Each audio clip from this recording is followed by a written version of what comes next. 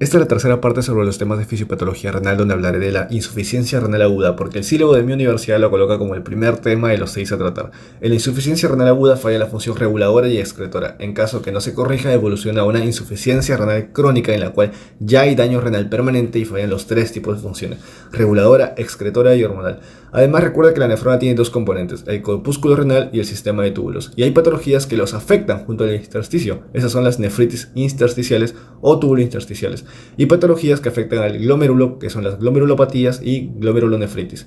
Esas dos patologías se ven en la segunda semana. Y en la tercera semana, las alteraciones del equilibrio ácido-base y alteraciones hidroelectrolíticas, por ejemplo, la secreción inadecuada de ADH, ambas alteraciones de la función reguladora, que no necesariamente están afectando todo el riñón como sí lo hace la insuficiencia renal crónica. Hice este resumen para que no estés perdido cuando empieces a estudiar nefro.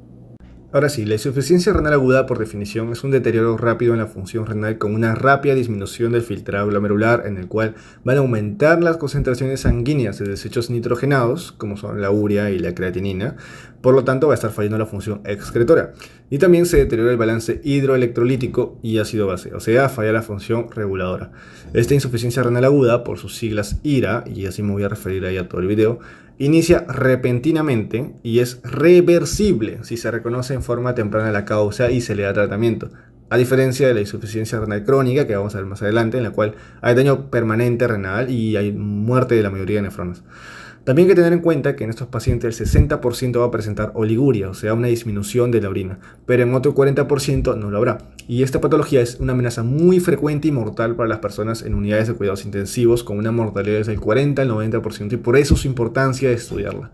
Cuando un paciente empieza a disminuir su función renal, se lo va a clasificar de acuerdo a tres variables: la diuresis, la creatinina y el tiempo.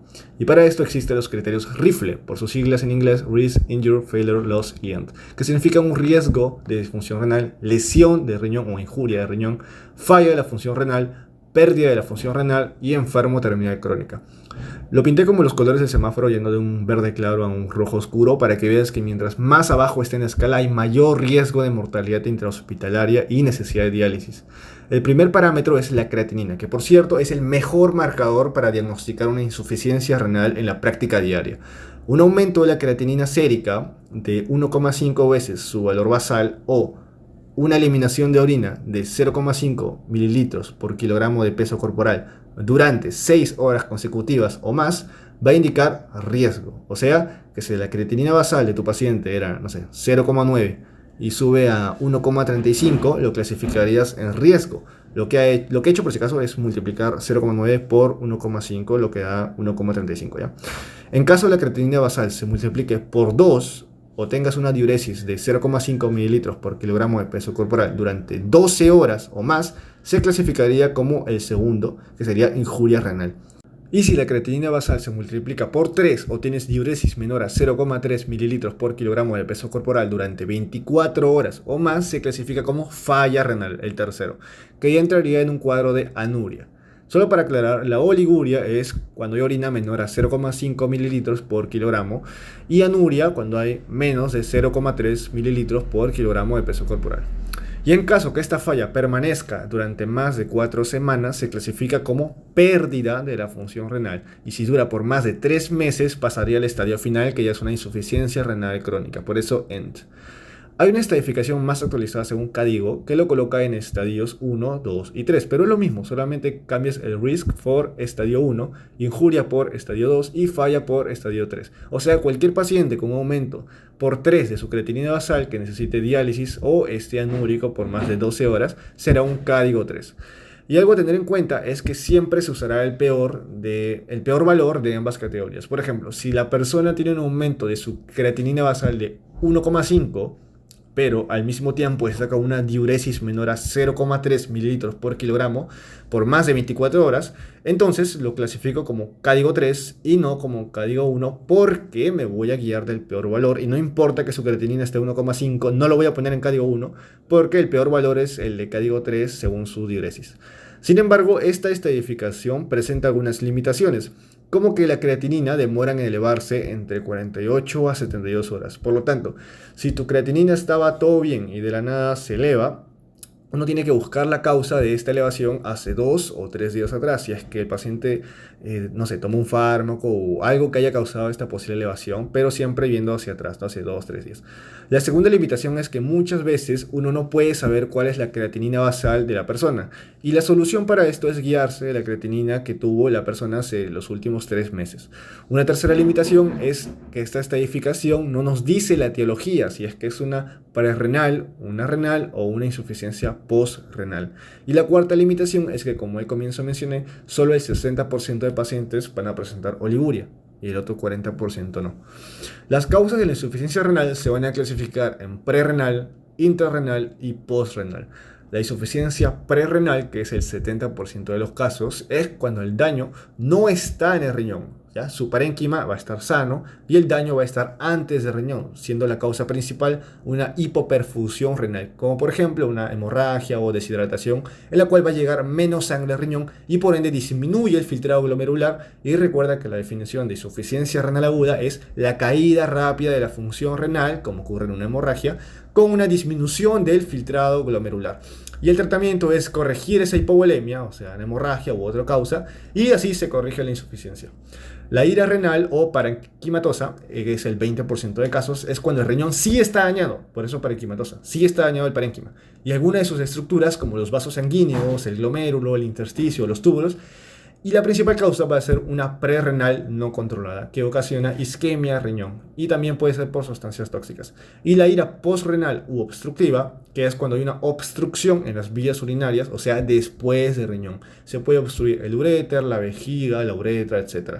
También puede ser por una hiperplasia prostática benigna o cálculos unilaterales o bilaterales.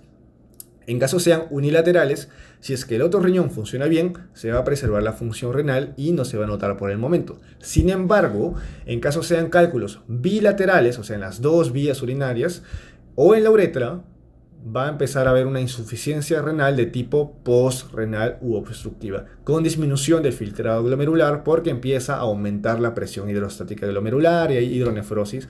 Y el tratamiento va a ser sencillo, simplemente con quitar los cálculos o descomprimir la vía y listo, se arregló la insuficiencia renal. Como dijimos, la insuficiencia renal es la forma más frecuente de IRA. Se caracteriza por una disminución importante en el flujo sanguíneo renal y por ende disminución de la presión arterial media. Es reversible si es que la causa de disminución del flujo se identifica y corrige antes que ocurra daño renal. Y si bien dije que la principal causa es la hipovolemia, como una hemorragia o deshidratación, esta pertenece a un tipo de shock y por eso las causas serán los shocks, el cual es un estado que ocurre cuando todos los tejidos están recibiendo un flujo de sangre insuficiente. Como sabemos, hay 4 tipos de shocks, ¿no? El shock cardiogénico, que es cuando el corazón falla y no puede bombear sangre a todos los tejidos, incluyendo el riñón. Un shock distributivo, cuando se distribuye de manera inadecuada el flujo sanguíneo, por ejemplo, el plasma pasa hacia el líquido intersticial de manera anormal. Un shock obstructivo, cuando hay obstrucción en la salida de la sangre del ventrículo. Y el shock hipovolémico, el más conocido, cuando hay una disminución del volumen sanguíneo, puede ser por hemorragias, diarreas, vómitos, poliuria, quemaduras en grandes superficies del cuerpo y pérdidas insensibles como el sudor, etc. Y acá hay que hacer la diferencia entre disminución del volumen sanguíneo con disminución del volumen circulante efectivo, ya que en este último hay hipervolemia, como la hipertensión portal o insuficiencia cardíaca. Por lo tanto, el tratamiento obviamente es el contrario, no puedes aumentar el volumen sanguíneo a un paciente hipervolémico porque lo matas. Así también como fármacos y ECAs, antagonistas de receptor de angiotensina, cuando se combinan con diuréticos, en ocasiones causan insuficiencia prerrenal en personas con disminución del flujo sanguíneo debido a nefropatía de pequeños o grandes vasos. Pero el daño que producen la mayoría de fármacos y toxinas se asocia más a la insuficiencia intrarrenal o parenquimatosa, como vamos a ver después. Entonces, como hay hipoperfusión, va a llegar menos sangre y se filtra menos hacia los túbulos. El sistema renina-angiotensina-aldosterona detecta eso y se activa para reabsorber sodio, agua y urea, que por cierto la urea normalmente se reabsorbe junto con el agua, lo que ocasiona que orines muchísimo menos, o sea, oliguria. Esto es obvio porque si estás filtrando menos sangre, no vas a seguir orinando lo mismo que siempre. Por eso hay una disminución en la diuresis. Esta orina va a estar bien concentrada y hay baja excreción de sodio. Claro, al haber disminución del volumen sanguíneo, el riñón reabsorbe más sodio, el cual se dirige hacia la sangre y jala agua del espacio intercelular e intersticial para corregir esta hipovolemia. Y por eso excretas menos sodio, porque lo estás reabsorbiendo. Eso se llama FeNA o fracción de excreción de sodio, que va a ser menor a 1%. Este FeNA es importantísimo porque te dice cuánto de sodio estás perdiendo. Recuerda que el sodio se reabsorbía con glucosa, aminoácidos, etc. Si pierdes mucho sodio, pierdes también esos solutos importantes por la orina. Y también una elevación desproporcionada del boom creatinina, que significa cuántas unidades de urea en sangre hay por cada unidad de creatinina, y es un marcador que se usa para evaluar la función renal. Como la urea sí se reabsorbe, entonces este aumenta en sangre a un número de 20, mientras que la creatinina, como no se reabsorbe, se excreta y sigue como número de 1. Entonces, todas estas causas van a resultar en lo mismo, una disminución del flujo sanguíneo renal que viene por la arteriola aferente. Por lo tanto, disminuye el filtrado glomerular, pero lo más importante, no hay irrigación para las células epiteliales de los túbulos. Esas células tan importantes en la reabsorción de solutos, mira, hacemos un zoom en la célula del túbulo contorneo proximal, esta es la imagen del video anterior. Si hay poca sangre para irrigar a esta célula epitelial, entonces con el paso del tiempo estas células van a empezar a necrosarse, a morir y van a perder la función de su reabsorción. Por lo tanto, lo que empezó con una simple disminución del flujo renal que se podía corregir, entre comillas, ahora se ha convertido en un problema intrarrenal, una necrosis tubular aguda. Por eso los libros mencionan que la principal causa de una insuficiencia renal es una prerrenal, no controlada. Y esta insuficiencia renal de tipo renal o parenquimatosa se da cuando el daño sí está en el mismo riñón, en sus estructuras. Y hay varias clasificaciones según los libros y videos que he realizado, pero la usada por el Dr. Wong, que enseña en la nefrología en la universidad, él la clasifica de la siguiente manera. El daño puede estar 1 en los vasos sanguíneos, produciendo vasculitis; 2 en el glomérulo, produciendo glomerulonefritis; y 3 en los túbulos o intersticios. Y algunos separan en estos dos términos, pero según las diapositivas del doctor van juntas, así que hay dos tipos de enfermedades que afectan a los túbulos: la nefritis túbulo-intersticiales, que es el tema de la siguiente semana del Sileo, y 2, las necrosis tubulares agudas, que fue el ejemplo que puse, donde no llega suficiente irrigación y se empiezan a morir las células. Y en este video solamente tocaré la necrosis tubular aguda porque es la causa más frecuente de insuficiencia renal y también la forma más severa en la que puede presentarse. Y la imagen de la derecha es el esquema de las diapositivas que usa el doctor y la clasificación que usa para intrarrenal, parenquimatosa, etc. Ahora, esta necrosis tubular aguda, o también llamada lesión tubular aguda, se va a caracterizar por la destrucción letal o subletal de las células epiteliales tubulares con una supresión aguda de la función renal. Puede ser de dos orígenes: uno por isquemia, que es el que hemos visto, donde se detiene el aporte sanguíneo de las células tubulares por una causa prerrenal, o sea, hipovolemia, como hemorragias, deshidratación, quemaduras y todo lo que habíamos mencionado en causas prerrenales. Entonces uno puede pensar, oye, pero si tiene todas las mismas causas, ¿en qué se diferencia de una necrosis tubular aguda con una IRA prerrenal? Pues en que esta necrosis tubular, el filtrado glomerular no va a mejorar cuando el flujo sanguíneo vuelve a la normalidad, porque ya se murió, pues se murieron. ¿Ya? A eso también se le va a sumar ciertos fenómenos intracelulares como la depresión del ATP, aumento de calcio intracelular que genera activación de proteasas, alteración del citoesqueleto y producción de radicales libres de oxígeno. ¿Ya? Y la necrosis tubular aguda tóxica, en la cual una sustancia que puede ser de origen endógena o exógena ha causado destrucción epitelial. El riñón es muy vulnerable a una lesión neurotóxica por la gran cantidad que recibe de sangre y por su capacidad de acumular toxinas en altas concentraciones. También hay procesos metabólicos que ocurren acá que transforman fármacos en metabolitos tóxicos. Y el segmento que más se daña debido a estos procesos es el túbulo proximal y la rama ascendente gruesa de Henle por la gran cantidad de energía que consume al transportar todos los solutos y los canales que hay. Los fármacos más tóxicos son los aminoglucósidos como la vancomicina, gentamicina y agentes quimioterapéuticos como cisplatino y agentes de radiocontraste. En cambio, hay sustancias producidas por el mismo cuerpo que también pueden dañar las células epiteliales. Por ejemplo, el ácido úrico. Este va a aparecer mucho en pacientes sometidos a quimioterapia. Mira, cuando las células cancerosas, los tumores, mueren, se destruyen por la quimioterapia, estos hacen lisis, explotan y van a liberar todo su contenido a la sangre, potasio, fósforo, etc. Y dentro de ellos está el ácido úrico, los cuales pueden dañar órganos como el corazón, el hígado y también el riñón, en el cual van a causar una obstrucción intratubular, causando así la necrosis tubular aguda. Otra sustancia importante es la hemoglobina, la cual puede destruirse en el cuerpo y botarse hacia la orina, causando hemoglobinuria, que es lo que sucede en pacientes en los cuales rechazan un trasplante de sangre y el cuerpo mismo la destruye, ¿no? Y la bota. La mioglobina también es el reservorio de oxígeno en las fibras musculares. Estas, ante un esfuerzo extremo del músculo o un traumatismo muscular, se liberan hacia la sangre y luego se filtran en el riñón causando mioglobinuria. O sea, literalmente se rompe el músculo, bota mioglobina por la orina. Es lo que sucede en la rhabdomiólisis. Ahora, la evolución clínica de la necrosis tubular aguda se divide clásicamente en tres fases según el libro de Fisiopatología Port.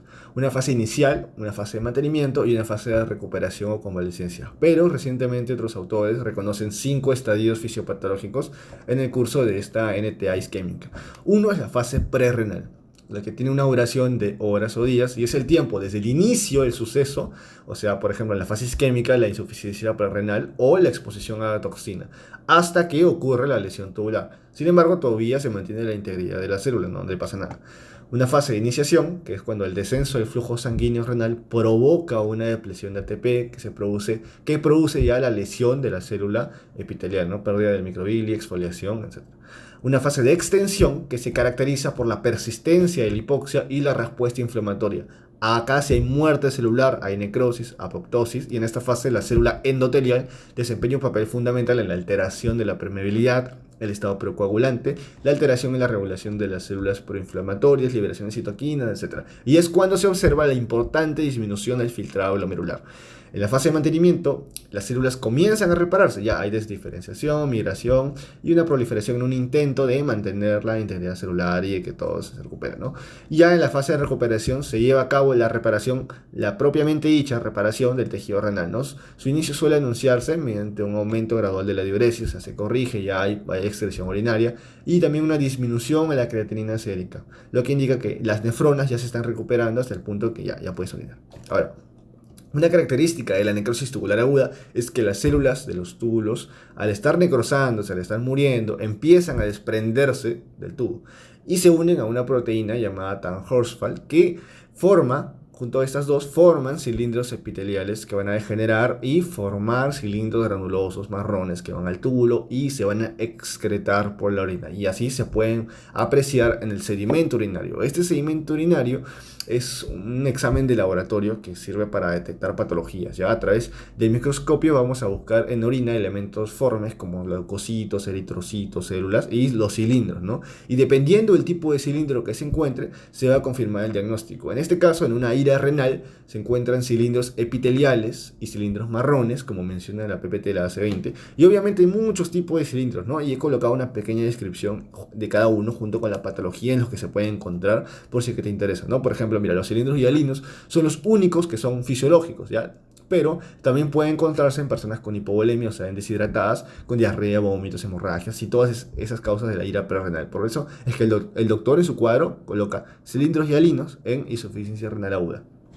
En resumen, una insuficiencia renal parenquimatosa o intrarrenal, si bien disminuye el filtrado glomerular por una hipoperfusión renal previa, lo más resaltante es que estructuras de la nefrona, como los túbulos, en una necrosis tubular aguda, han perdido su capacidad para reabsorber sustancias, han sido dañadas, que debían ser reabsorbidas. Por ejemplo, ¿quiénes? Sodio, agua y urea. Y esto ocasiona que el sodio y el agua se boten por la orina, haciendo que la fracción excretada de sodio sea mayor a 2, porque estás botando más sodio.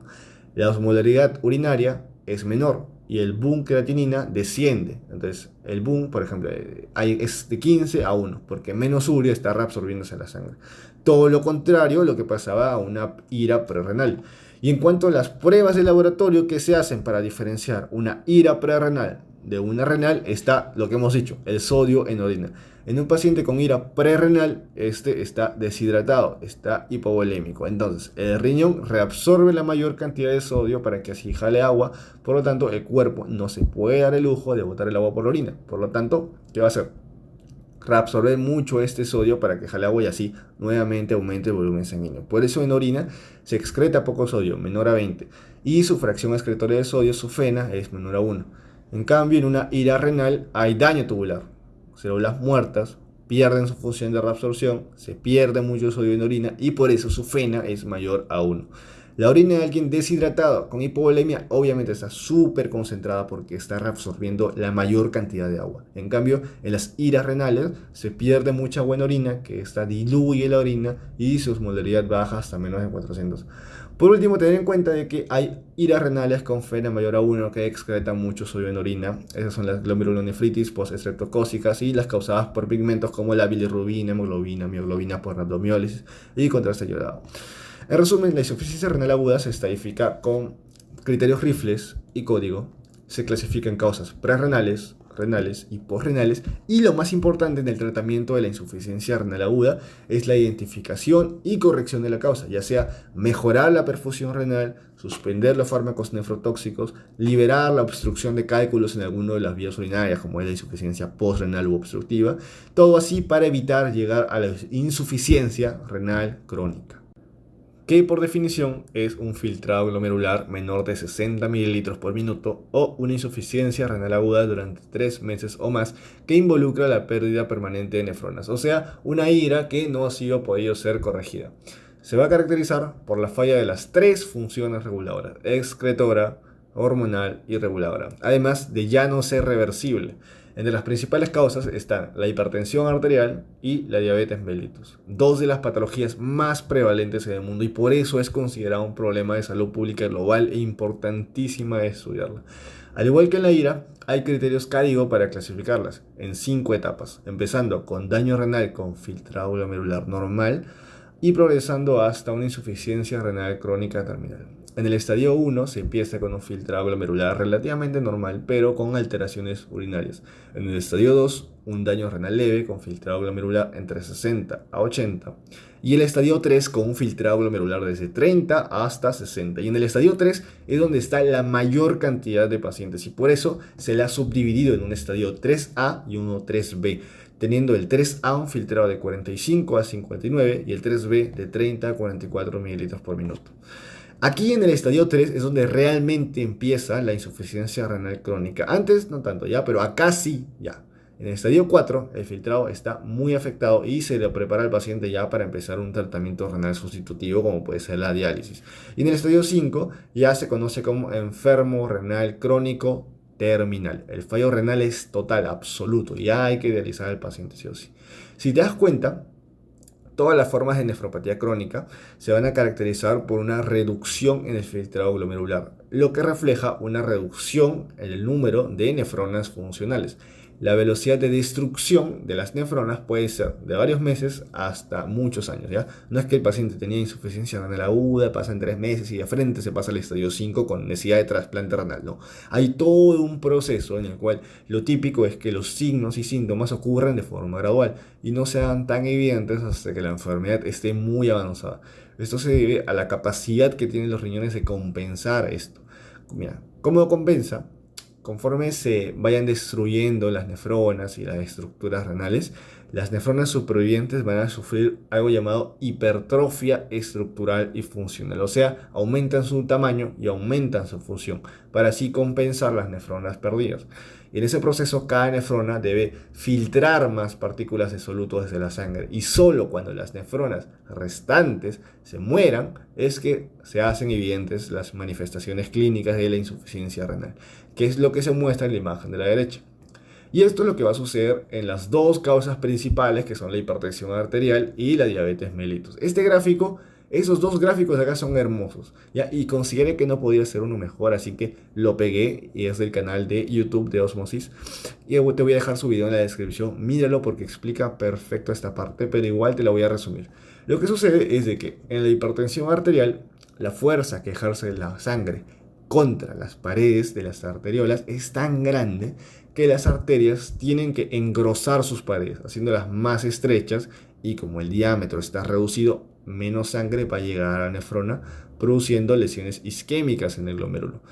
Ante esto, van a llegar células inmunitarias como macrófagos y células espumosas y secretan un factor de crecimiento transformante beta 1. Estos factores de crecimiento hacen que las células mesangiales regresen a un estado primitivo llamado mesangioblastos. Y como en el video pasado expliqué, una de las 4 funciones de las células mesangiales es secretar matriz extracelular.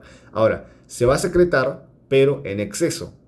lo que lleva a un proceso llamado glomerulosclerosis, que es una cicatrización que va a endurecer al glomérulo. ¿Qué hace la cicatriz? Endurececión, ya. Esta va a endurecer al glomérulo, haciendo que éste pierda su función de filtración, lo que lleva a que con el tiempo más nefronas se pierdan y se termine en una insuficiencia renal crónica, que por definición era la pérdida de la función renal o filtrado glomerular menor a 60 mililitros por minuto, caracterizado por la pérdida de nefronas. En la diabetes ocurre algo similar. La glucosa excesiva en sangre se adhiere a las proteínas, un proceso llamado glicación no enzimática, que es cuando un azúcar se une a otra biomolécula. La arteriola eferente es la más afectada, lo que hace que ésta sea más rígida y disminuya su diámetro. Al igual que pasaba con la hipertensión, aquí la sangre no puede abandonar el glomérulo, lo que causa un aumento de la presión intraglomerular, o sea, la sangre se acumula y provoca hiperfiltración. Y este mecanismo de hiperfiltración es importantísimo porque es lo que permite compensar las nefronas perdidas que mencionamos en la diapositiva anterior.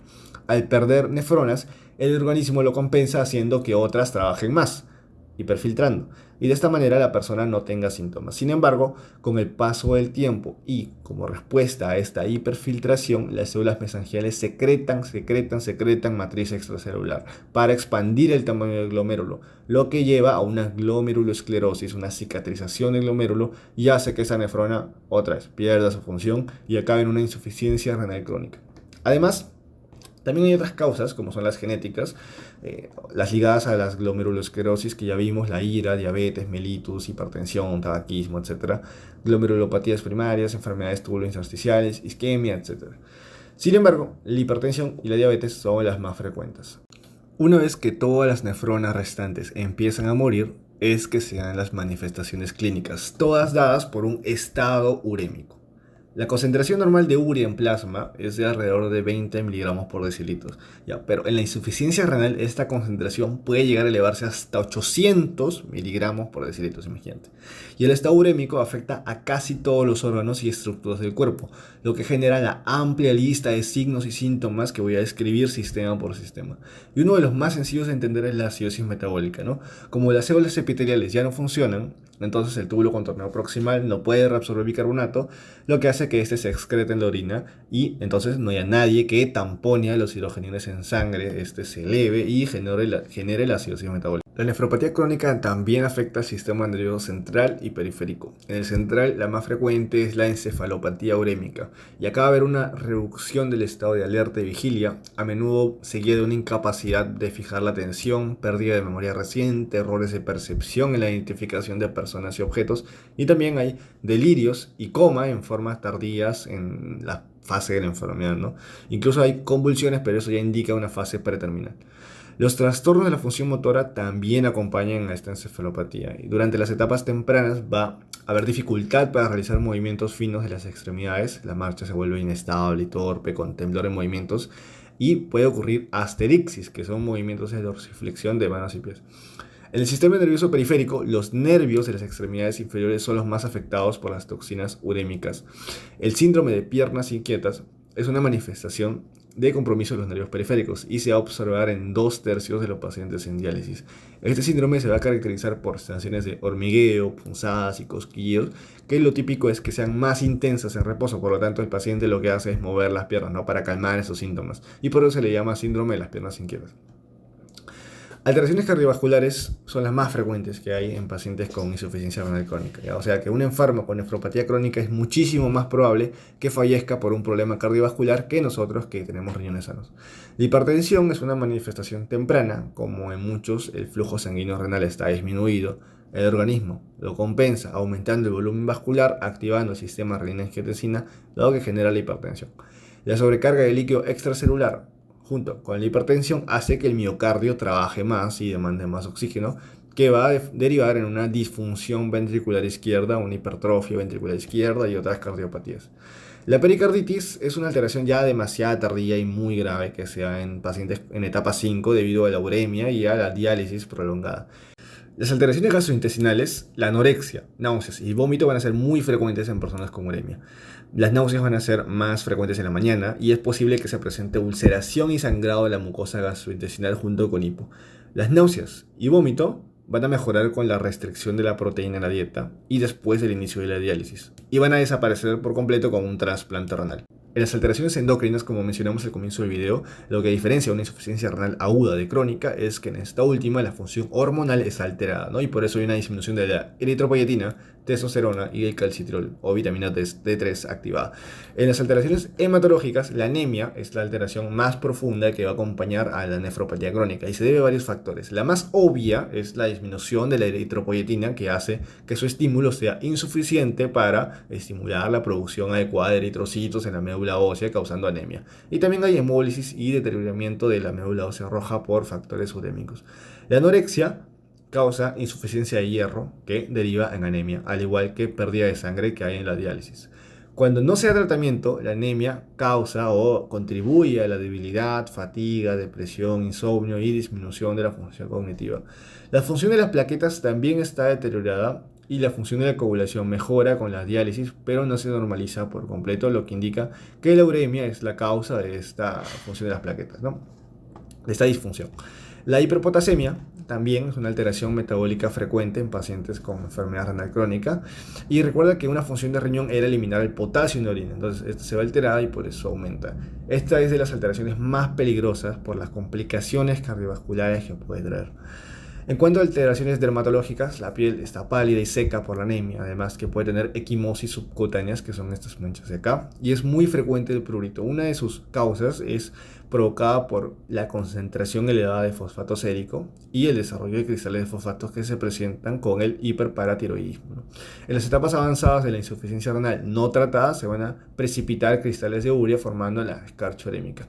Y bueno, el aumento de la creatinina y urea en sangre, que permanecen elevados siempre y es como algo cotidiano en estos pacientes, ¿no? En cuanto a la alteración del calcio, fósforo y tejido óseo, como mencioné en el segundo video, el calcio y fósforo van muy de la mano. En una situación fisiológica, la vitamina D activada, calcitriol, permite la reabsorción de calcio del intestino a la sangre. Pero en una insuficiencia renal crónica no hay calcitriol porque no hay forma de hidroxilar la 25OH vitamina D3 y por lo tanto el calcio en sangre empieza a disminuir. Cuando el calcio disminuye, la concentración de fosfato aumenta. Y esto es muy perjudicial para el organismo. Por eso lo he colocado con un cigarro, ¿no? Fosfato con F de fumar. Fumar es malo, ya te acuerdas que es malo. Listo. El fosfato disminuye aún más el poco calcio en sangre que quedaba. Y por eso la paratormona viene y elimina una parte de ese fosfato. Y por eso la coloqué como con una aurora de ángel, que es buena, ¿no? Es buena, ya en cierta medida. Y esta, al ver que no hay calcio en sangre, con un mecanismo de supervivencia, lo que hace es sacarla del hueso, sacar calcio del hueso. Y esto va a generar una osteodistrofia renal. Hay una desmineralización del hueso, una disminución de la densidad ósea, o sea, un montón de trastornos esqueléticos. Pero es que la hormona, la paratormona, tiene que hacer esto, ¿no? Para compensar el calcio perdido, no hay otra forma. Y obviamente esto a la larga igual es perjudicial. Y por eso el tratamiento sería: uno, reducir el fosfato en sangre, y esto se hace con carbonato de calcio. Mira cómo es que el fosfato se va. Y también se da calcitriol, para que todo vuelva a la normalidad y para que la paratormona no tenga que destruir el hueso literalmente para sacar calcio. Y mira, listo. Todo volvió como estaba al inicio. Calcitriol, poca paratormona y otra vez calcio reabsorbiéndose del intestino a la sangre. Esta parte quizás parezca un poco difícil de entender, pero te voy a dejar el video de la Academia Villamedic, en la cual el doctor Manolo Briceño explicó esto con una analogía muy buena, la cual yo solamente he parafraseado acá, ¿ya? En las alteraciones inmunitarias, todos los aspectos de la inflamación y la función inmunitaria van a estar afectadas por la uremia. Hay una disminución en el recuento de granulocitos, hay deterioro de la inmunidad humoral y celular, hay hipersensibilidad de tipo tardío afectada, una función defectuosa de fagocitos, o sea, todo falla, ¿ya? Y a eso súmale que personas con nefropatía crónica van a sufrir muchas infecciones con facilidad, siendo las infecciones asociadas a los catéteres la causa más común de morbilidad y la segunda causa de mortalidad en pacientes en diálisis, en especial por bacterias como Staphylococcus aureus y Staphylococcus coagulase negativos, ¿no? También hay disfunción sexual. Son frecuentes que haya desarreglos en las hormonas hipofisarias y gonadales, ¿no? En varones, la disminución de la concentración de testosterona, sumado a los fármacos antihipertensivos, causan disfunción eréctil y disminución del recuento de espermatocitos. En mujeres, el aumento de la prolactina y la hormona luteinizante causa hipofertilidad, anomalías menstruales, etc. En la eliminación de fármacos, una función del riñón era la excreción, la eliminación de los fármacos. La nefropatía crónica afecta esa función. Por lo tanto, los fármacos no se pueden eliminar y se empiezan a acumular, y muchos como la penicilina contienen potasio, otros nitrógeno, sodio, magnesio, etc. Y esto obviamente es un gran riesgo porque si ya teníamos hiperpotasemia y encima le metemos un fármaco que tiene potasio y encima este no se va a eliminar, agravas peor su estado de salud. Por eso una persona con insuficiencia renal crónica está terminantemente prohibida de autorrecetarse. También hay muchos fármacos que para actuar necesitan ser unidos a la albúmina. En una nefropatía crónica hay descenso de proteínas plasmáticas, hay albuminuria y por lo tanto mucho fármaco queda libre en sangre que forma metabolitos que son tóxicos si es que no se eliminan. Y también al estar libre se modifica su efecto en el organismo. Esas son las manifestaciones clínicas más importantes que habrá. En cuanto a la forma de diferenciar una IRA y una enfermedad renal crónica, aparte de la clínica, es mediante la ecografía, que es la mejor imagen diagnóstica. En una IRA, el tamaño de riñón es normal, pero en una insuficiencia renal crónica, el tamaño disminuye considerablemente, excepto en ciertas patologías, ¿no? La etiología de la IRA es prerrenal, parenquimatosa o postrenal obstructiva, mientras que la crónica es la diabetes e hipertensión principalmente. La causa más común de mortalidad en una IRA son las infecciones. La paratormona es normal y por lo general las causas son reversibles. En una nefropatía crónica, las complicaciones cardiovasculares son las causas de mortalidad más frecuentes. Hay hiperparatiroidismo secundario y no es reversible porque hay muerte de nefronas. Este esquema resume muy bien ambas patologías. Ante una hipovolemia, comorbilidades u otras causas prerrenales, hay hipoperfusión renal que de no ser corregida genera isquemia, que es una causa de necrosis tubular aguda o lesión tubular celular como lo coloca el libro. Hay pruebas de laboratorio como el FENA, osmolalidad urinaria y microscopía del sedimento urinario para hacer el diagnóstico. En caso se completen las 5 fases de la necrosis tubular aguda, hay recuperación de la función renal y por eso se dice que la IRA es reversible, al igual que corregir la hipovolemia en causas parenquimatosas o la obstrucción en causas postrenales. En caso no se arregle el problema, se vuelve un problema irreversible pasando a una insuficiencia renal crónica, pasan los 5 estadios hasta el fallecimiento de la persona. En conclusión, la insuficiencia renal crónica es una disminución de la función renal por más de 3 meses donde hay pérdida permanente de nefronas, se afectan todas las funciones del riñón, incluida la hormonal, y sus causas más frecuentes son la diabetes mellitus e hipertensión arterial que generan una glomerulosclerosis que se estadifica en 5 etapas, siendo la 3 donde hay mayor cantidad de personas. Causa manifestaciones clínicas en casi todos los sistemas: acidosis metabólica, encefalopatía urémica, alteraciones cardiovasculares, digestivas, endocrinas, hematológicas, dermatológicas, inmunitarias, sexuales, eliminación de fármacos, etc. Y la mejor forma de diferenciarlos de una insuficiencia renal aguda es la clínica, sí, pero una ecografía donde el riñón se verá más pequeño. El tratamiento depende del estadio, sin embargo, al llegar a un filtrado glomerular menor a 15 ml por minuto o el estadio 5, se dializa el paciente, aunque siempre se preferirá un trasplante renal. Antes de terminar, dar unas pequeñas palabras sobre la diálisis que hemos mencionado bastante. La diálisis es un tratamiento que se da a pacientes con enfermedad renal crónica terminal, que lo que hace es reemplazar las funciones que tiene el riñón porque el del paciente ya no funciona. Va a depurar la sangre y devolverla al organismo. ¿Cuándo es que vamos a dializar a alguien?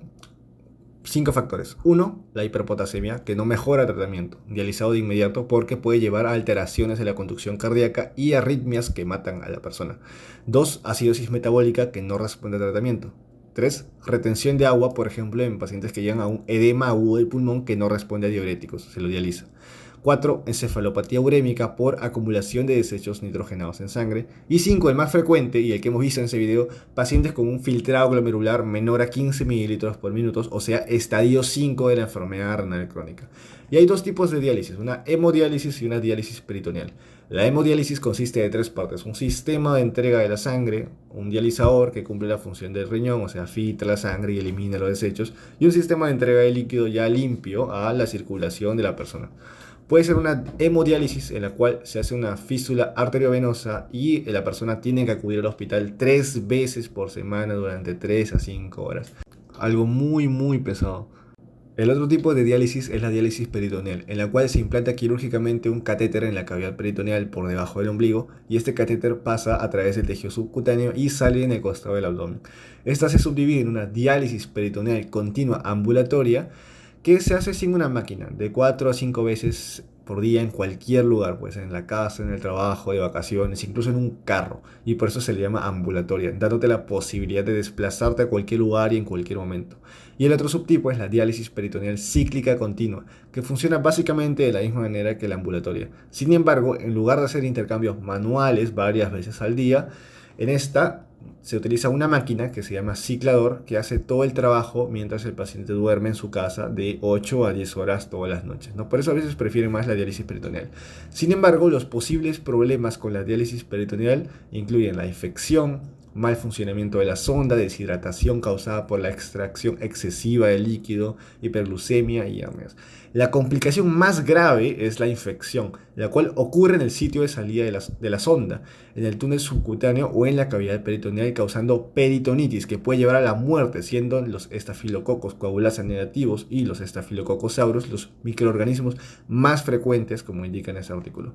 Por eso, para evitar todo este tipo de complicaciones y estresantes rutinas, es que se prefiere hacer siempre un trasplante renal, que básicamente hace lo mismo, suple todas las funciones que estaban fallando en la insuficiencia renal crónica, pero como menciona este artículo, es mejor. ¿Por qué? Porque la calidad de vida de los pacientes trasplantados es muchísimo mejor respecto a los hemodializados, debido a que tienen mayor movilidad y libertad para ir a donde quieras, a la hora que quieras. No hay el estrés ni la ansiedad de que ya tengo que ir al hospital a dializarme durante 3 horas, y también su vida laboral. Ya su vida laboral ya no se ve afectada, no se ve interrumpida, porque entonces puedo conseguir un trabajo bien pagado sin que la diálisis me interrumpa mis actividades cotidianas, ¿no? Sin embargo, este es costoso, ¿no? Un trasplante es costoso, entre 109.000 a 168.000 soles, y se necesita de un donante, ya sea cadavérico o vivo. Algo, uno, difícil de hallar, y dos, la cola de espera es enorme, en especial en nuestro país. Y si aterrizamos este problema en nuestro contexto nacional, tienes que sumarle que la insuficiente oferta de servicios de salud con la enorme demanda que existe. Y si bien es cierto que la mayoría de costos de trasplantes son cubiertos por Salud y el MINSA, solo un hospital del MINSA está apto para realizar trasplantes, ¿ya? El Hospital Cayetano Heredia. Lamentablemente, la mayoría de la población peruana está afiliada al CIS, lo que hace que la mayoría no pueda realizarse un trasplante renal y tengan que conformarse con el tratamiento de la diálisis. Y así hay más estadísticas como gran parte de la población en estadios tempranos de insuficiencia renal crónica, y que muy probablemente terminarán en el porcentaje de pacientes que necesiten un trasplante renal, etcétera, etcétera, etcétera. Si te interesa, te dejo el PDF en la descripción. Los recursos usados para elaborar este video fueron los libros Constanzo de Fisiología, Ross de Histología, Port y La Ciencia del Porqué y el Cómo, ambos de Fisiopatología. Además de clases de la Academia Villamedic, muy recomendada porque te da un vistazo general de lo importante para el ENAM y el residentado, y también para la práctica médica real. Y canales de YouTube como el Dr. Baylor, Osmosis y Sinapsis MP. Ver videos antes de leer el libro te facilita mucho entender todo el tema, y por cierto, mi objetivo con este video es hacer de igual manera digerible los temas para que ya por tu cuenta vayas y leas la bibliografía que quieras y lo entiendas más rápido, ¿no? No es un reemplazo a la lectura ni a la clase, así que espero haber sido de ayuda. Si tienes dudas o sugerencias, me las puedes hacer en mi Instagram, WhatsApp o déjame en los comentarios.